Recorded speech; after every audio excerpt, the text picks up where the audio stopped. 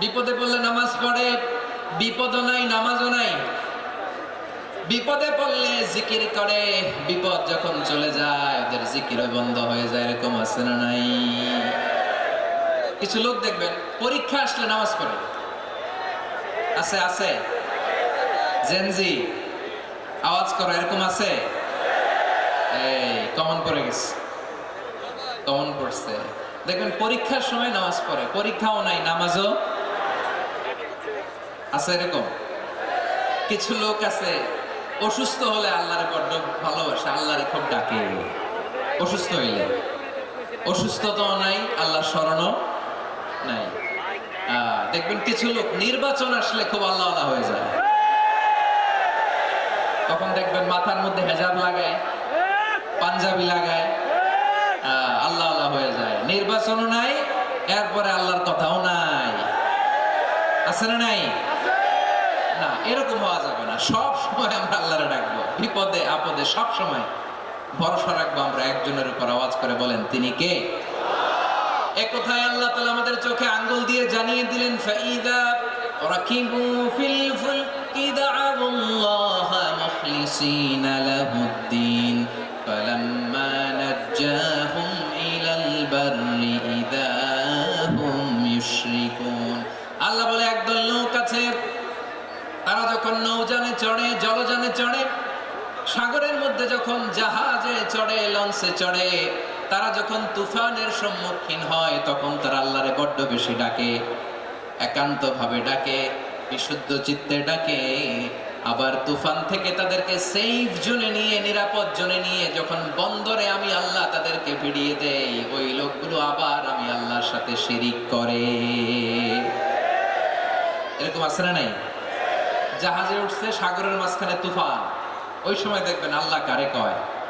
এই কথা তো আপনাদেরকে বোঝানো সহজ, আপনারা তো নদীর দেশের মানুষ। লঞ্চে চড়েন নাই কারা কারা দেখি? লঞ্চে চড়ছেন? হ্যাঁ, লঞ্চে চড়ে নাই এরকম একজনও নাই এখানে। আচ্ছা, লঞ্চে উঠছেন কে কে দেখি?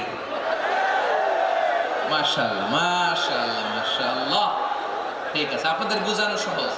আচ্ছা, লঞ্চে উঠে তুফানের সম্মুখীন হয়েছেন, জলোচ্ছ্বাস, সবাই? মাশাআল্লাহ। এই ওয়াজটা আপনাদের মুখস্থ, ঠিক কিনা বলেন? আমার বলার দরকার নাই, বলেন।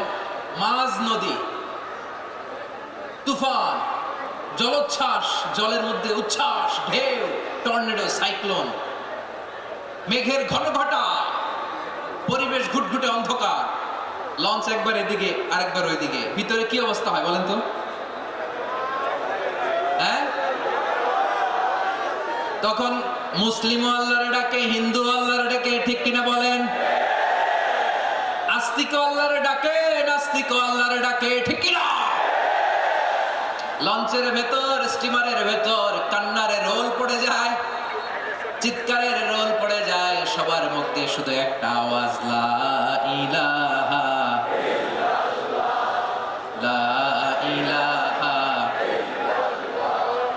লা ইলাহা সুবহানাল্লাহ আলহামদুলিল্লাহ লা ইলাহা।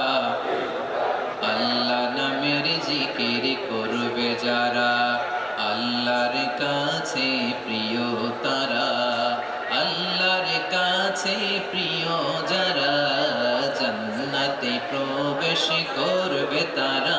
জোরে লা ইলাহা লা ইলাহা ইল্লাল্লাহ লা ইলাহা ইল্লাল্লাহ মুহাম্মাদুর রাসূলুল্লাহ সাল্লাল্লাহু আলাইহি ওয়াসাল্লাম। আমার প্রিয় পটুয়াখালীবাসী, তাহলে লঞ্চের ভেতরে যখন আমরা তুফানের মধ্যে পড়ি তখন সবাই মিলে আমরা একটা নামের জিকির করি। নামটা কার? মুসলমানেরাও ডাকে, হিন্দুরাও ডাকে, আস্তিকও ডাকে, নাস্তিকও ডাকে, সবাই ডাকে একজনকে, তিনি কে? আবার দেখবেন ওই আল্লাহ তুফানের পরে, ঝড়ের পরে ওই লঞ্চটাকে যখন সদর ঘাটে ফিরিয়ে দেয়, আবার আমরা নাফরমানি শুরু করে দেই। সে কথায় আল্লাহ বলেন, ফাইদা রাকিবু ফিল ফুলকি দা'উল্লাহ মুখলিসিনা লাহুদ্দীন ফালাম্মা নাজ্জাহুম ইলাল বাররি ইযা হুম ইউশরিকুন। সাগর যখন তুফানে পড়ে আমি আল্লাহর ডাকে, আবার আমি আল্লাহ যখন বাঁচিয়ে দেই, আবার আমি আল্লাহর সাথে শিরিক শুরু করে। আমরা কি এরকম হতে চাই নাকি? এরকম করবেন? হ্যাঁ না, আমরা তুফানে পড়লেও আল্লাহরে ডাকি, আবার বাঁচায় দেওয়ার পরেও ডাকি কারে? আল্লাহকেই ডাকি। বিমানের মধ্যে মাঝে মাঝে দেখবেন যে এয়ার টার্বুলেন্স হয়, জানেন? এয়ার টার্বুলেন্স জানেন তো? মাঝে মাঝে বিমানটা বাউন্সিং করে, বাম্পি, ভেরি বাম্পি ওয়েদার। শোনেন নাই? 40,000 ফিট উপরে যখন থাকে তখন পাইলট মাঝে মাঝে বলে, dear passengers, ladies and gentleman, right now we are flying 40,000 feet above the ground and we are passing very air turbulence, very heavy air turbulence right now. Please fasten your seat belt. দেখবেন মাঝে মাঝে বলে যে ভদ্র মহিলা, ভদ্র মহোদয়গণ, আমরা 40,000 ফিট উপর দিয়ে যাচ্ছি আর এয়ার টার্বুলেন্স ফেস করছি, মেহেরবানি করে আল্লাহর হস্তে সিট বেল্ট বাঁধুন। তখন বিমানটা এরকম বাউন্সিং করে, শেকিং করে। আপনারা মুখোমুখি হয়েছেন? ইদানিং এই এয়ার টার্বুলেন্স বেড়ে গিয়েছে। গত বছর আমার ইন্টারন্যাশনাল অনেকগুলো ফ্লাইট ছিল, তো আমি দেখলাম যে আগের ফ্লাইটগুলোর তুলনায় এখন এয়ার টার্বুলেন্স খুব বেশি। আমি একটু রিসার্চ করে দেখলাম ক্লাইমেট চেঞ্জের কারণে, জলবায়ু পরিবর্তনের কারণে আকাশের বাতাসের মুভমেন্টে পরিবর্তন হয়েছে, ফলে এখন বিমান শেকিং করে বেশি, বাউন্সিং, বাম্পি ওয়েদার। তো বলেন তো 40,000 ফিট উপরে যখন আপনি, কয় হাজার ফিট? সবাই বলুন কয় হাজার ফিট? 40,000 ফিট উপরে যখন আপনি, তখন যখন বিমানটা এরকম বাউন্সিং করে, সবাই যখন ভমিটিং করে বিমান নষ্ট করে দেয়, বমি করে, তখন বাঁচানোর কে আছে আল্লাহ ছাড়া? কেউ আছে? ওই মুহূর্তেও সবাই মিলে একজনের ডাকে আওয়াজ করে বলেন তিনি কে?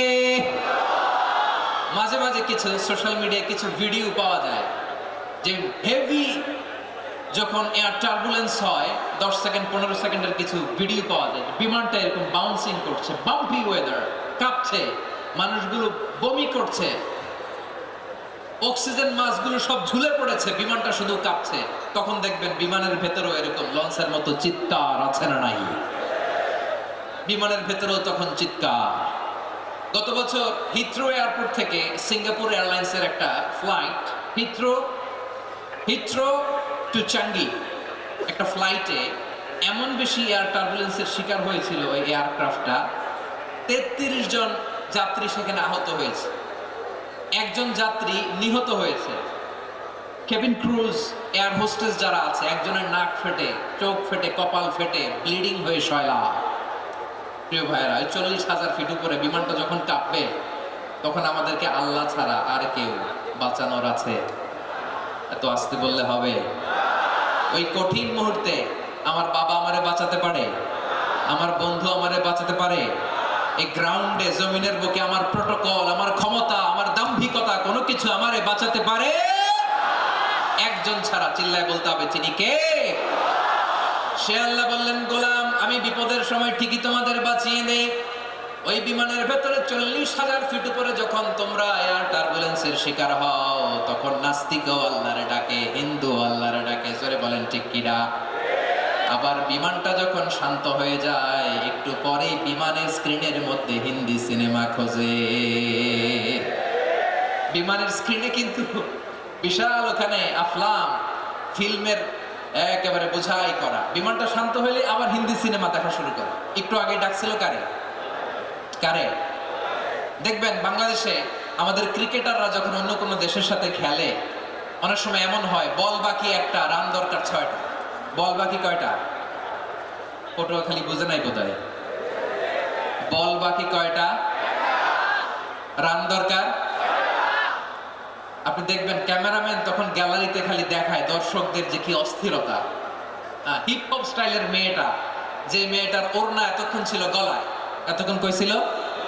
ওই মেয়েটা দেখবেন ওড়নাটা টেনে মাথায় দিয়ে এরকম মুনাজাত ধরতেছে, আল্লাহ আল্লাহ, একটা সক্কা, আল্লাহ